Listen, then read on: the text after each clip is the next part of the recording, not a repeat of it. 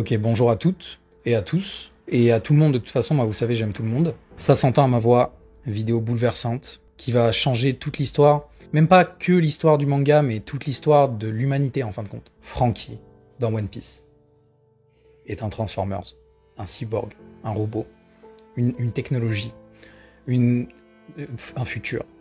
Les Black Mirror, les IA, la Chine, tu connais la Chine ou pas ?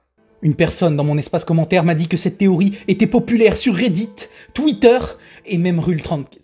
Attends, c'est quoi Rule 34 ?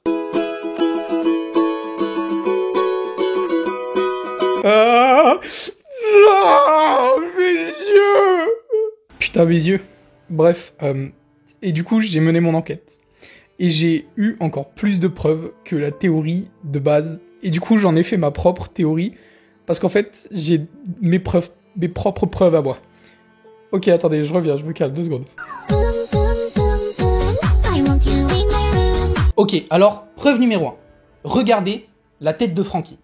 Il a des lunettes. Et là, vous allez me dire, ouais, mais attends, mais moi aussi j'ai des lunettes, et pourtant ça fait pas de moi un robot, un cyborg qui veut tuer le cerveau, quoi. Ok, d'accord, peut-être. Mais par contre, lui, il a des lunettes pour cacher ses yeux de cyborg. Parce que, regardez, l'une de ces rares photos que moi j'ai pu trouver dans mes dossiers personnels, parce que je suis un agent de la CIA, et ben, là-dessus, on peut voir une photo de Franky sans ses lunettes. Et regardez, il a les yeux rouges. Il a les yeux rouges. Comme tous les putains de suceurs de cerveau. Ok, preuve numéro 2, regardez bien les cheveux de Franky. Là vous allez me dire, ok, mais qu'est-ce qu'il y a à ces cheveux ? Ce sont des cheveux de Pelé. Et là, pour toutes les personnes qui ont moins de QI et qui savent pas ce que ça veut dire, moi je vous rappelle que je sais ce que ça veut dire parce que quand même je suis hyper intelligent. Les cheveux de Pelé, ce sont des gouttelettes de lave très fines qui sont issues de roches volcaniques et qui ont fait flouf comme ça sur la Terre. Et par contre là, c'est vraiment quelque chose qui existe, vous pouvez aller vérifier sur Google. Non par contre là, je suis sérieuse, je me fous pas de votre gueule, ça existe vraiment en fait. Et ben c'est ce qu'il a sur la tête. Mais du coup, ce ne sont pas des cheveux. Ce sont des gouttelettes volcaniques solidifiées. Et du coup, ceux-là, tu ne peux pas les sucer. Parce que sinon, tu meurs, en fait. Et là, peut-être que certains d'entre vous vont me dire « Ouais, mais attends, mais ça prouve pas que c'est un cyborg, le gars. » Eh ben si, parce que l'historien Abdellah, encore lui, on le voit partout, hein, de toute façon, a écrit dans un livre historique qui a été trouvé dans la tombe de Toutankhamon lors des recherches en 1697 que les cyborgs, à l'époque, étaient faits avec des cheveux de Pelé. Tout du moins, leurs cheveux étaient faits à base de cet ustensile célèbre. Ok, troisième preuve, regardez cette image. Vous ne voyez rien de particulier ? C'est normal, c'est parce qu'il a très bien caché. On voit pas au premier coup d'œil que c'est un robot. Et pourtant, si on zoome x 637 très exactement sur son téton, on peut lire « J'ai travaillé pour Google, signé Franky Iron Dick ». Là, je détiens une preuve monumentale. Seul un cerveau aussi développé que le mien pouvait pondre un argument aussi développé que celui-ci. Preuve numéro 4. Il sait hyper bien danser. Moi, je suis un être humain et je sais pas danser. Preuve numéro 5. Bon, celle-là, elle est un peu longue, donc allez chercher des biscuits. C'est bon, vous avez vos biscuits, votre thé ? Ok. Alors, laissez-moi vous expliquer pourquoi celle-là, elle va être longue comme preuve. Parce que c'est une histoire. Tout d'abord, faut que je vous raconte, je me suis infiltré dans le bureau d'Eiichiro Oda. J'y suis allé et tout, en volant. Une fois arrivé à destination, c'est-à-dire au Japon, dans les bureaux de Eiichiro Oda, je me suis infiltré dans son bureau pour dérober des planches de BD. De manga, pardon. Ne me cassez pas la gueule, s'il vous plaît. Et j'ai découvert quelque chose de monstrueux, qui va chambouler toutes vos vies entières. J'ai découvert qu'avant, Franky était un humain. Et là, vous allez me dire, oui, mais ça, on le connaît déjà dans le manga. Non, ça, c'est une diversion, ça, ta gueule. Non, regardez ces images défiler. La première image, où il est humain. La seconde, où il commence un peu à se transformer en robot. La troisième, où là, il a commencé son stade de robofication. La quatrième, où c'est quasiment un robot.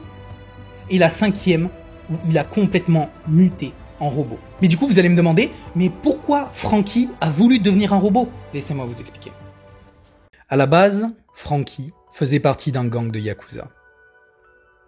Il était opposé à un gang rival, le gang des marsupiaux. Ils étaient très connus dans la capitale japonaise. Et ils en voulaient personnellement au trésor national, du chef de la bande de Yakuza, de celle de Franky. Ce trésor, c'était une banane. Et eux, ils adoraient les bananes. Les jours et les mois passaient. Les deux gangs arrivaient à vivre en communion. Mais le gang des marsupiaux voulait de plus en plus cette banane. Donc ils ont organisé un plan. Un ultime assaut, vendredi 24 décembre 1912, à 24h du soir. Les marsupiaux s'infiltrent dans le bureau du chef de Frankie, alors que Frankie était en train de dormir à côté de lui par terre, en boule dans un coin, parce que c'était une victime. Et puis là, d'un coup, il est réveillé par des cris atroces, des cris de détresse psychologique. Les marsupiaux étaient en train d'attaquer son chef. Frankie, il était comme ça. Non, non, non, arrêtez, non, non, faites pas ça, laissez-le, laissez-le, non, non. Il était en détresse. Son chef était en train de se faire fracasser au sol. Il était comme ça. Non, aïe, oh putain, ça fait mal. Oh putain, mais oh, ça fait mal. Eh, arrêtez, arrêtez. Putain, ça fait mal. Doucement. On a dit doucement. Sauf que les marsupiaux, ils ne s'arrêtaient pas, ils étaient comme ça, ils le frappaient avec leurs petites pattes de 40 cm. Lui, il était en train de chialer, aïe, aïe, aïe, aïe, et Frankie derrière, il était comme un bébé, tu vois. Et depuis ce jour, Frankie n'a jamais cessé de faire des études. Tout le temps, il a acquéri 55 diplômes. 55 diplômes. Et c'est pour ça qu'il s'est petit à petit transformé en cyborg.